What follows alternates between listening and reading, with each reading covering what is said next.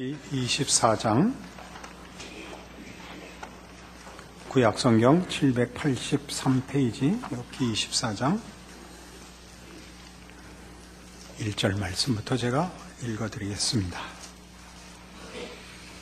어찌하여 전능자는 때를 정해놓지 아니하셨는고 그를 아는 자들이 그의 날을 보지 못하는고 어떤 사람은 땅에 경계표를 옮기며 양떼를 빼앗아 기르며 고아의 나귀를 몰아가며 과부의 소를 볼모 잡으며 가난한 자를 길에서 몰아내나니 세상에서 학대받는 자가 다 스스로 숨는구나.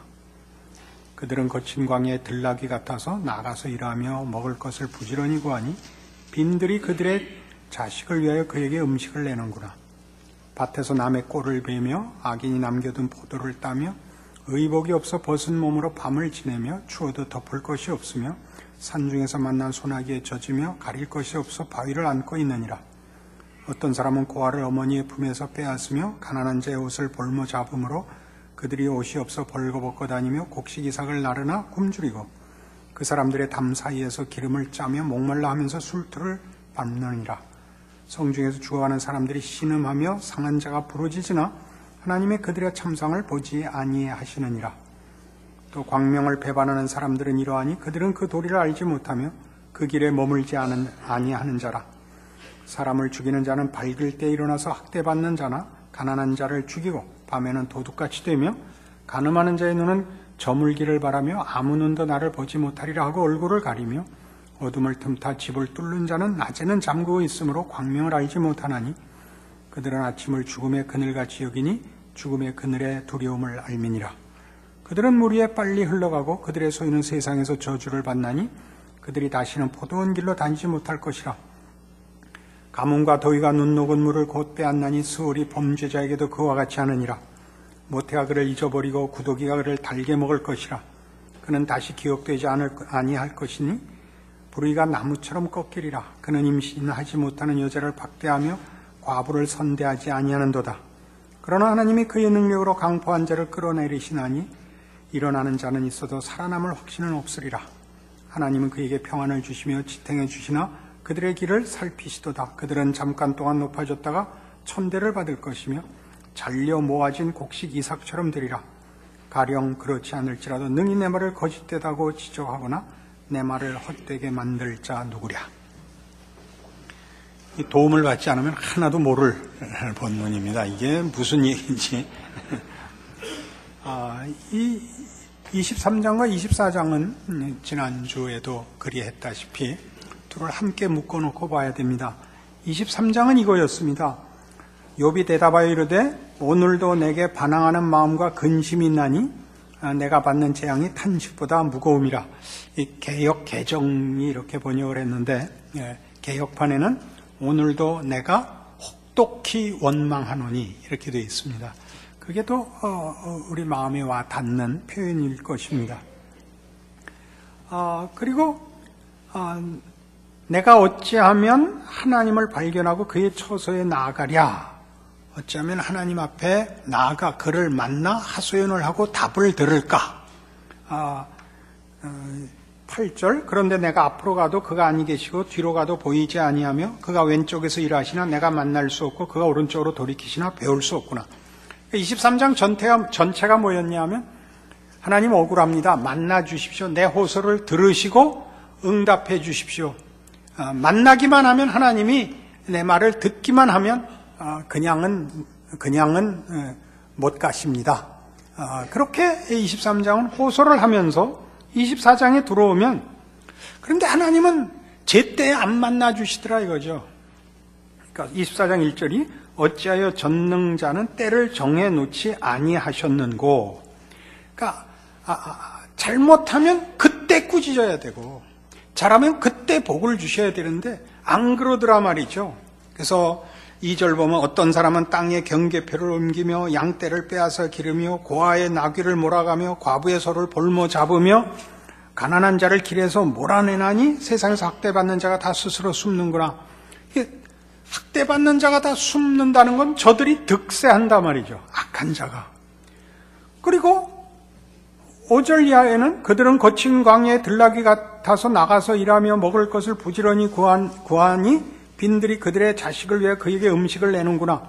이렇게 밭에서 남의 꼴을 베며 악인이 남겨둔 포도를 따며 이렇게 하고 싶은 대로 다 하고 학대하고 착취하고 마음껏 죄를 저지르고 있는데 의복이 없어 벗은 몸으로 밤을 지내며 추워도 덮을 것이 없으며 산중에서 만난 소나기에 젖으며 가릴 것이 없어 바위를 안고 있느니라.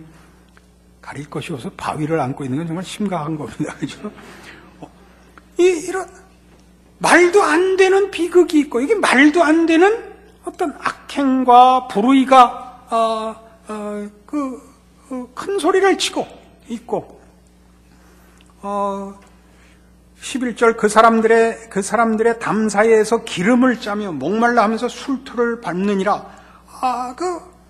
악행하는 자들 사이에 치여서 산단 말이죠. 고래 등에 새우가 등이 터져서 산단 말이죠. 성중에서 죽어가는 사람들이 신음하며 상한 자가 부르짖으나 하나님이 그들의 참상을 보지 아니하시느니라. 이거죠. 그 제때에 답하지 아니하시는 거예요. 그러니까 하나님 왜 안 만나 주십니까? 지금 안 만나 주시면 도대체 어떻게 하시겠다는 겁니까? 이런 이제 하소연이죠. 지금 살려 주셔야지. 나중엔 만나 주셔도 소용이 없습니다. 그런데 그런 일이 세상에 많더라 이거죠. 악한 자가 그 잘못하는 일에 벌을 받지 않고 어려운 일을 당할 이유가 없는 약한 자들이 자기네 억울함을 또한 누구한테서 보상받거나 이렇게 보호를 받지 못한단 말이죠. 13절 이하는 광명을 배반하는 사람들은 이러하니 그들은 그 도리를 알지 못하며 그 길에 머물지 아니하는 자라. 사람을 죽이는 자는 밝을 때 일어나서 학대받는 자나 가난한 자를 죽이고 밤에는 도둑같이 되며 가늠한 자의 눈은 저물기를 바라며 아무 눈도 나를 보지 못하리라고 얼굴을 가리며 어둠을 틈타 집을 뚫는 자는 낮에는 잠기고 있으므로 광명을 알지 못하나니 그들은 아침을 죽음의 그늘같이 여기니 죽음의 그늘의 두려움을 알미니라. 밤에 하죠, 밤에. 아침도 밤같이 여긴다고요. 백주에도 밤인 양. 원래 악당은 숨어서 해야 되는데 밝은 때도 어둠에서 해야 될 일을 밝은 때도 나와서 해서 아침을 죽음의 그늘같이 여긴단 말이죠. 이제 욥의 호소들이에요. 그 이제 쭉 그런 얘기입니다. 억울한 일이 한두 개가 아니고 말이 안 되는 일이 한두 가지가 아닌데 악한 일을 당하고 아무 벌을 받지 않는 자가 있고 고생하고 정직하게 살아서 또 오히려 학대를 받고 처참한 인생을 사는 자가 있는데 그 반대라고 해도 어느 것도 다 25절 가령 그렇지 않을지라도 능히 내 말을 거짓되다고 지적하거나 내 말을 헛되게 만들 자 누구랴. 세상에 무슨 원칙이 있더냐? 원칙이 많죠. 지는 게 이기는 거다. 지는 건 지는 거고 이기는 건 이기는 겁니다. 살아보면 지는 게 이기는 거다는 진 사람들끼리 모여서 만든 표입니다. 권선징악 그것도 약한 사람끼리 모여서 만든 겁니다. 그 수밖에 없어서. 보상을 받았으면 권선징악 같은 말이 없죠. 악당은 다 죽었을 테고 선한 사람만 남았을 테니까. 성경적으로는 결국 하나도 안 남았겠죠. 의인은 없나니 하나도 없으니까. 그럼 이런 욥기 23장과 24장의 호소는 무엇일까요? 하나님을 만날 수가 없고 24장 1절에 있는 전능자는 때를 정해놓지 않고 그의 날을 보지 못하고 이 호소가 전달되지 않고 상달되지 않고 그 응답을 받지 못하고 하나님은 안 쳐다보신다 이거죠. 출애굽기를 생각나게 하는 거예요. 출애굽기 3장 보시겠어요? 출애굽기를 생각나게 한다는 게 무슨 뜻인지? 출애굽기 3장. 하나님이 모세를 부르시는 장면이에요.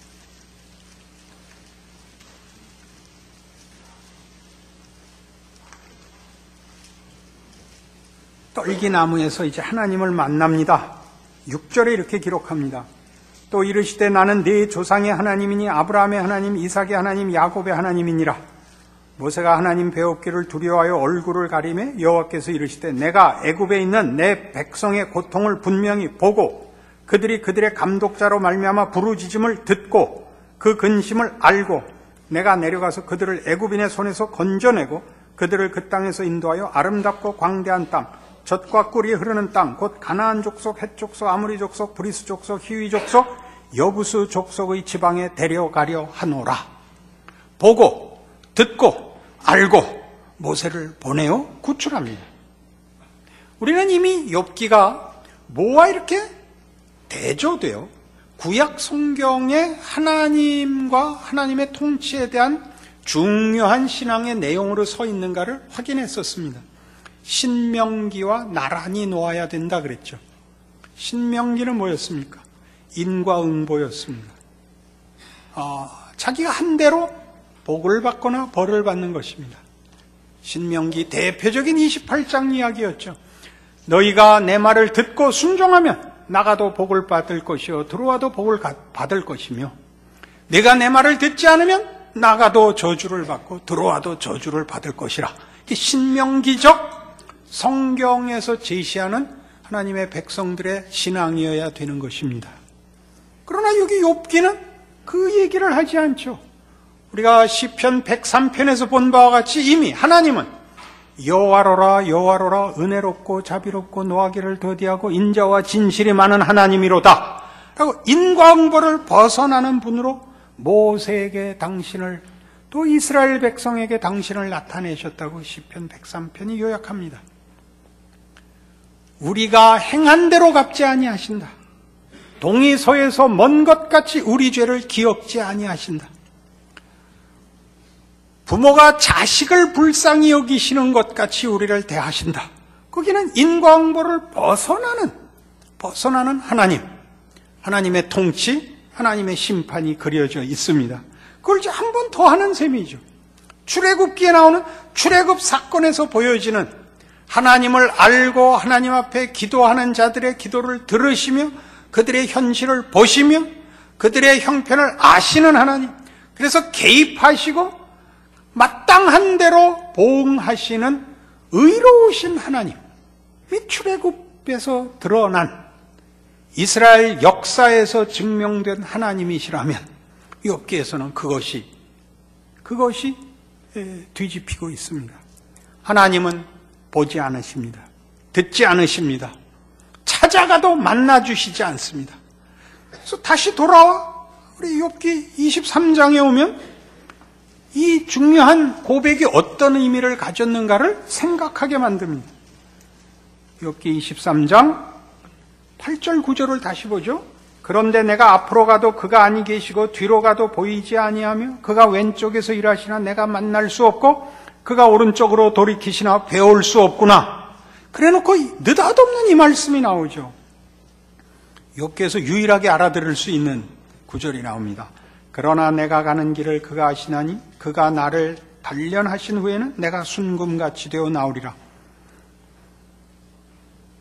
내 발이 그의 걸음을 바로 따랐으면 내가 그의 길을 지켜 치우치지 아니하였고 내가 그의 입술의 명령을 어기지 아니하고 정한 음식보다 그의 입의 말씀을 귀히 여겼도다. 그는 뜻이 일정하시니 누가 능히 돌이키랴. 그의 마음에 하고자 하는 것이면 그것을 행하시나니 그런즉 내게 작정하신 것을 이루실 것이라. 이런 일이 그에게 많이 있느니라. 이 10절에서 14절까지 얘기는 사실은 앞의 문맥과 전혀 어울리지 않아 보입니다. 우리는 이제 마음으로 하나님이 누구신지를 알고 예수 안에서 신앙을 갖고 있으니까 억지로 갖다 붙이죠. 앞에는 뭔지 모르겠고 하여튼 하나님은 결국은 잘해 주실 거다. 욥은 그것을 알고 있고 그것을 지켰기 때문에 그는 훌륭한 사람이다. 이렇게 묶었죠. 그러니까 우리 신앙생활 하다가 실제로 그래도 상대적으로 신실하고 정직하고 애썼는데 그 보상받는 거 보면 맞지 않는 경우를 늘 당합니다. 분명히 내가 쟤보단 나아 보이는데 쟤가 쟤 가운데 앉아야 되는데 내가 쟤 가운데 앉고 쟤는 쟤 가운데 안 앉고 보다 보다 말이 안 되는 보상을 받고 있는 경우를 늘 봅니다. 그러면 이제 묶어서 할 수 없습니다. 주께서 오시면 결국은 알곡과 가라지를 나누실 거야. 그러나 지금은 불편합니다. 그러나 그렇게 대충 싸매고 가는 수밖에 없었습니다. 욥기에서 하는 얘기는 바로 그겁니다. 내가 가도 하나님을 만날 수 없는데 하나님이 허락하시지 않는 일이 일어나는 일은 없다. 근데 그 일을 하기 위해서 우리의 요구와 기도에 타협하시지 않고 하나님은 하나님의 길을 고집하시는 일이 늘 있다. 이걸 묶는 겁니다. 이게 묶어지십니까? 안 묶어지죠. 우리는 하나님이 내가 이해하고 내가 소원하고 내가 상대적으로라도 다른 사람보다 나은 조건을 갖고 있으면 내 소원을 이루어줘야 맞다고 생각합니다. 성경은 그렇게 얘기하지 않습니다. 하나님의 길을 우리는 모른답니다. 이게 다시 그렇게 하죠. 그는 뜻이 일정하시니 누가 돌이키랴, 누가 능히 돌이키랴. 다른 말로 하죠. 하나님은 당신의 예정을, 당신의 목적을 타협하시지 않는다. 우리가 알고 있는 건 이 사건에서 지금 일어나고 있는 일에서는 하나님을 이해할 수 없지만 하나님은 의로우시고 선하시다는 것을 우리가 안다. 그걸로 밖에 묶을 수가 없습니다. 이사야 43장에 가면 이 중요한 표현, 이런 일이 그에게 많으니라. 이 중요한 표현을 이사야 43장에 가면 이런 식으로 해놓았습니다.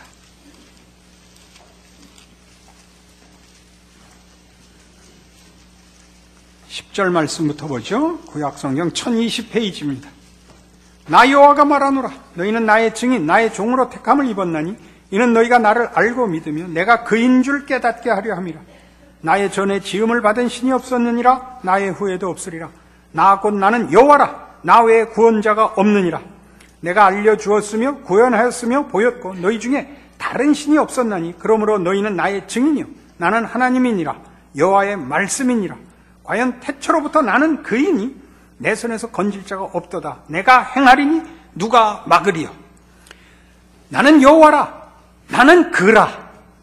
나는 그라. 이게 이제 아까 우리 출애굽기 3장에서 하나님이 모세를 불러 그의 뜻을 모세에게 알리고 명령을 줄 때 모세의 질문에 한 답입니다.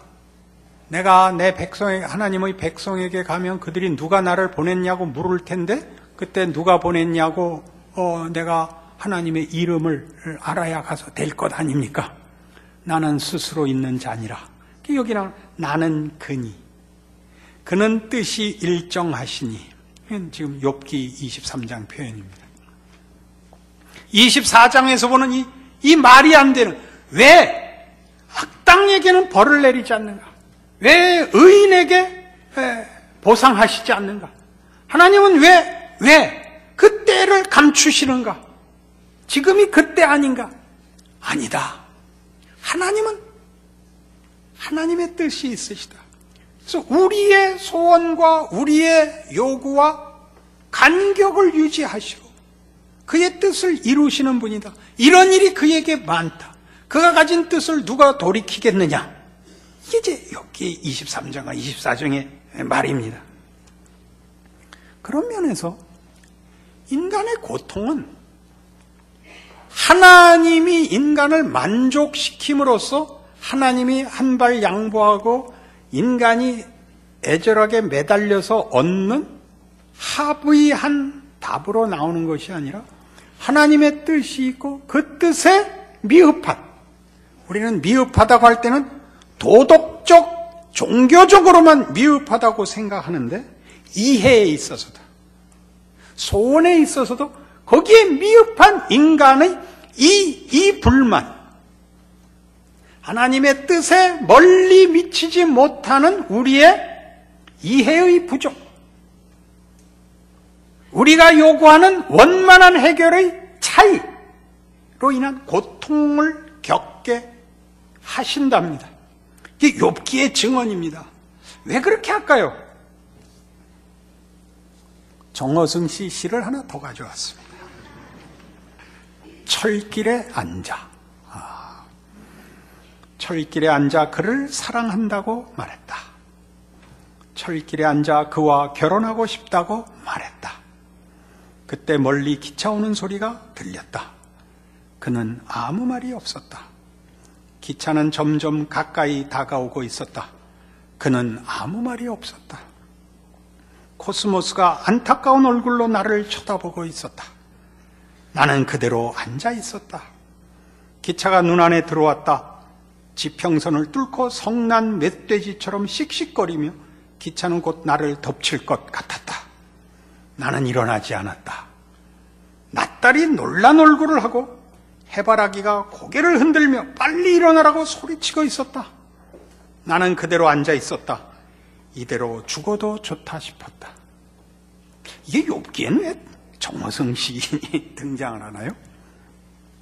철길이라는 것은 끝까지 만나지 않는 평행선입니다. 시를 읽으려면 이 정도의 실력은 있어야 돼요. 철길이 만나면 큰일 나는 겁니다. 철길은 절대 안 만나는 평행선입니다. 여기에 앉아, 철길에 앉아 두 레일에 다 걸터 앉을 수는 없습니다. 그죠? 한 군데밖에 못 앉습니다.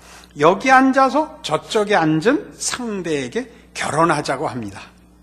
그러니까 철길을 합치자 그럽니다. 상대방은 말이 없고 대답이 없습니다. 철길을 합치면 안 되니까요. 이쪽엔 욥이 앉아있고 저쪽엔 하나님이 앉아있는 셈입니다. 은유적으로. 답이 없는데 답이 없고 그냥 끝나는 것이 아니라 기차가 옵니다. 기차란 뭐죠? 시간이죠. 결정을. 이게 해결을 촉구하는 것입니다. 기차가 오고 있습니다. 자기는 비켜날 마음이 없습니다. 상대방은 건너오질 않습니다. 누가 뛰어들었다고요? 코스모스가 쳐다보고 낯달이 놀라고 해바라기가 고함을 칩니다. 기차를 타고 가시면 풍경이 그렇게 지나가죠. 이 레일이 평행선을 거야 기차가 비로소 지나가고 그래야 거기 뭘 담을 수 있는 겁니다. 실어 나를 수 있는 겁니다. 하나님과 우리 사이에 합의할 수 없는, 묶어버리면 안 되는 하나님의 높으심과 우리의 이해 못하는 연약하고 무지한 우리의 실존 사이를 기차가 가듯이, 그래서 뭘 담고 싣고 운반하듯이 하나님은 그 안에서 일하십니다. 하나님이 우리와 어떤 의미에서 같은 대등한 자리에 내려오사 그 간격을 유지함으로써 기차를 달리게 하십니다. 그게 고통이지요. 우리가 그토록 괴로워하고 하나님과 합의를 하여 최후의 순간에는 어떻게 더 이상 답을 주시지 않으면 저는 제 목숨을 끊겠습니다. 그래도 안 나타나시고 답을 안 하시죠. 이 간격을 유지하고 가신단 말이죠. 이 간격을 이해하시겠습니까? 안 되죠? 에베소서 3장으로 갑니다.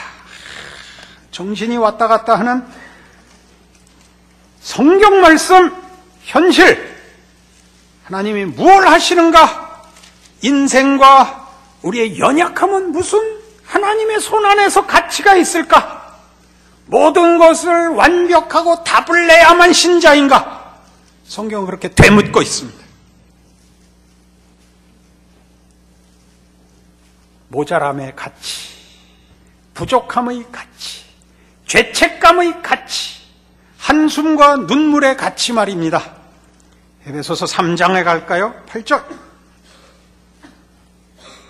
모든 성도 중에 지극히 작은 자보다 더 작은 나에게 이 은혜를 주신 것은 측량할 수 없는 그리스도의 풍성함을 이방인에게 전하게 하시고 영원부터 만물을 창조하신 하나님 속에 감추어졌던 비밀의 경륜이 어떠한 것을 드러내게 하려 하심이라. 이는 이제 교회로 말미암아 하늘에 있는 통치자들과 권세들에게 하나님의 각종 지혜를 알게 하려 하심이니 곧 영원부터 우리 주 그리스도 예수 안에서 예정하신 뜻대로 하신 것이라. 우리가 그 안에서 그를 믿음으로 말미암아 담대함과 확신을 가지고 하나님께 나아감을 얻느니라. 여기까지 뭐 아무 문제가 없죠. 욥기까지 동원할 필요 없죠. 다 알아듣겠고 충성하자, 하나님을 믿자, 이렇게 답이 다 됩니다. 13절이 기가 막힌 말이 붙어 있습니다. 그러므로 너희에게 구하노니 너희를 위한 나의 여러 환난에 대하여 낙심하지 말라. 이 큰 믿음과 하나님의 일하심에 그 증명할 수 없는 지혜와 능력을 봤느냐? 나 같은 것을 쓰는 하나님을 봤느냐? 그래서 모든 것이 형통하고 해결된다고 너희한테 요구하는 것이 아니라, 그러므로 너희에게 구하노니 너희를 위한 나의 여러 환난에 대하여 낙심하지 말라. 언제가 제가 이거 기도했죠? 저를 위해서 기도하지 말라고. 우리 목사님 건강하시라고 기도하지 말고 당신들이나 잘하세요. 자기 인생을 사세요. 고통을 감수하세요. 예수를 믿잖아요. 뭘 다 해결해 달라는 거예요. 도대체가 왜 철기를 묵재는 거예요. 다시는 떨어지지 않게 2번 꼬아서 묵재는 거 아니에요. 그럼 어떻게 되는 거예요? 기차가 꽈배기가 될걸요. 그죠? 하나님의 일하심의 신비 중에 신비가 뭐죠? 십자가입니다. 우리는 조건과 자격으로 끊임없이 들어갑니다. 어떻게 됐다고요? 철길에 앉아 그를 사랑한다고 말했다. 그러니 우리 붙어 앉자, 우리 묵자. 그래서 하나님의 일하심의 신비를 제대로 못 보는 신앙이 된다고요. 늘 해결,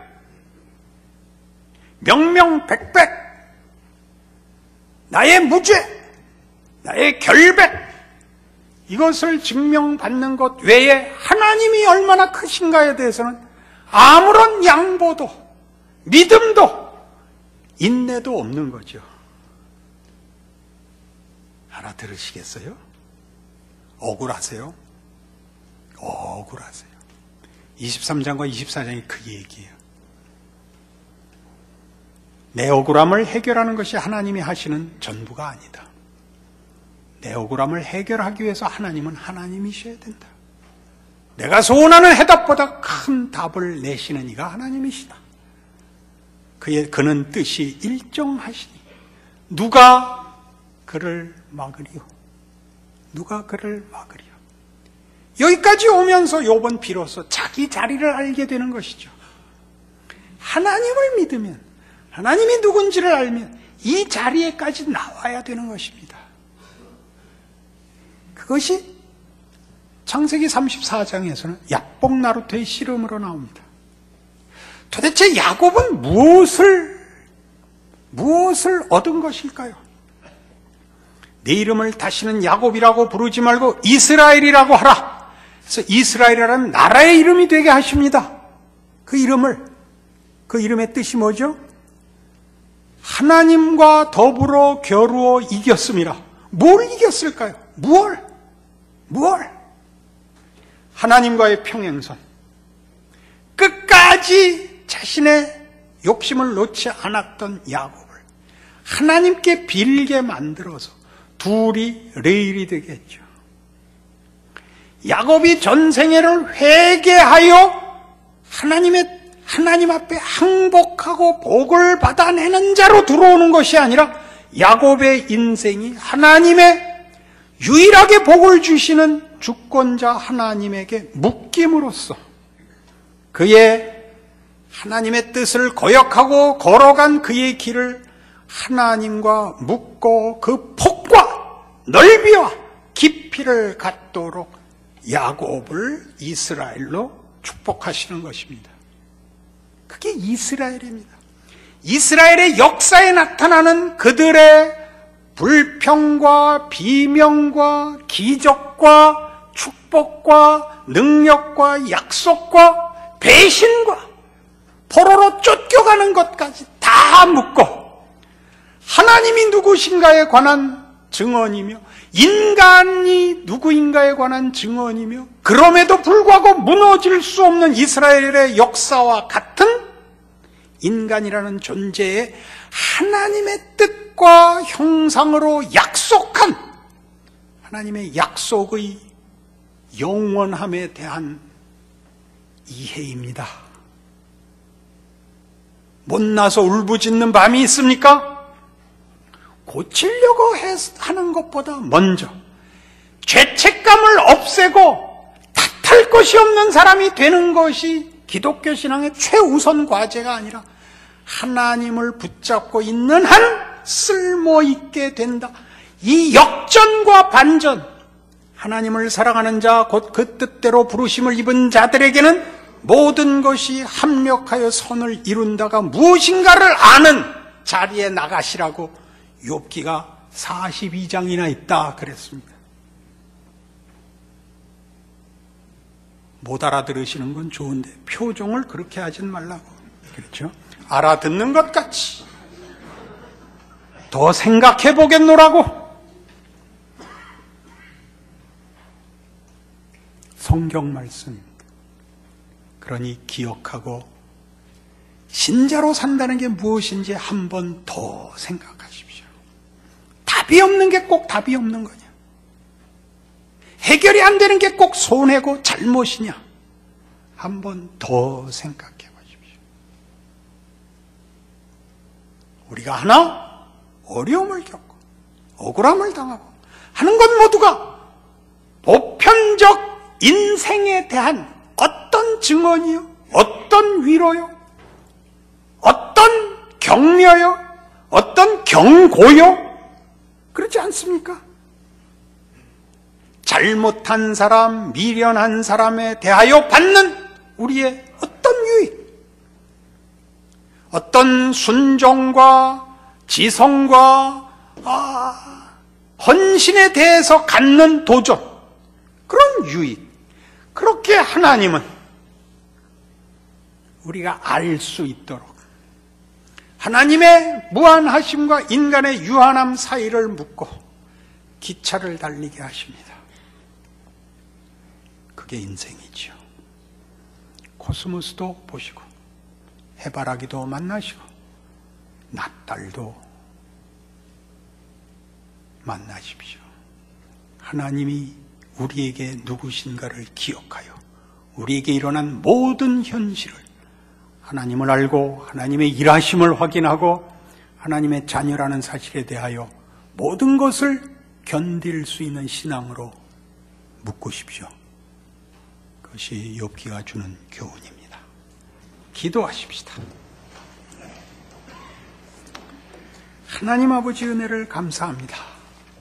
우리 평생에 가지는 죄책감, 우리의 못난 것, 한심함, 어떻게 해볼 수 없는 죄성, 이것까지 다 묻고 하나님 일하신다는 사실에 놀랍니다. 하나님, 모든 성경에 기록된 하나님의 사람들이 확인하고 항복한 것은 저들의 위대함과 저들의 성과가 아니라 하나님에 대한 항복이었습니다. 주의 이름에 대하여 놀라고 주의 일하심에 놀랐습니다. 하박국이 그랬습니다. 하나님에 대하여 놀랍니다. 나라가 망해가는 자리에서도 하나님 한 분만을 인하여 내가 노래할 수 있다, 찬양할 수 있다, 소리 높여 기록했습니다. 그렇습니다. 그것은 우리 모두에게 허락된 하나님의 자녀가 가지는 그 커다란 특권입니다. 우리의 인생을 망칠 수 있는 것은 없습니다. 하나님의 자녀입니다. 우리의 못난 것도 하나님의 은혜와 기적과 자비와 능력 안에서 선을 이룰 것입니다. 그러므로 두렵고 떨림으로 현실을 살아야 합니다. 내 인생을 살아야 합니다. 다른 것으로 핑계대지 않아야 합니다. 한 번밖에 못 사는 인생입니다. 믿음으로 사는 인생을 제대로 살아 기적과 하나님이 일하시는 그 신비와 하나님의 영광을 맛보는 귀한 삶이 되도록 이 저녁 주신 말씀으로 우리를 묶어 주시옵소서, 힘 주시옵소서. 예수님 이름으로 기도합니다. 아멘.